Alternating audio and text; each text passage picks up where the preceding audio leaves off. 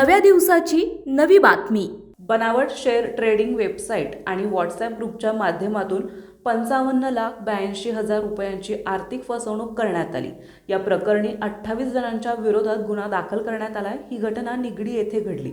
या प्रकरणातील पोलिसांनी विविध मोबाईल क्रमांक धारक आणि बनावट बँक खातेदार अशा एकूण 28 जणांच्या विरोधात गुन्हा दाखल केला आहे। प्रशांत शरद वैद्य, वय वर्ष 42, राहणार रुणाल बहार निगडी, पुणे असे फसवणूक झालेल्या व्यक्तीचं नाव असून त्यांनी मंगळवारी दिनांक 23 डिसेंबर रोजी याबाबत निगडी पोलीस ठाण्यात फिर्याद दिली। ही घटना 5 जुलै 2025 ते 30 ऑक्टोबर 2025 या कालावधीत घडली।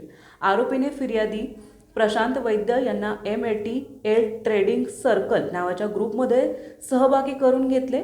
गुंतवणुकीवर खात्रीशीर नफ्याचे आमिष दाखवून बनावट वेबसाईटद्वारे 55,82,000 रुपयांची गुंतवणूक करायला लावली।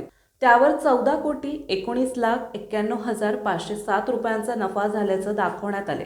फिर्यादी यांच्याकडे बँक चार्जेसच्या नावाखाली 19,76,881 रुपयांची मागणी करण्यात आली। फिर्यादी यांनी पैसे देण्यास नकार दिल्याने गुंतवणूक केलेली रक्कम फ्रीज झाल्याचं सांगून आर्थिक फसवणूक करण्यात आली।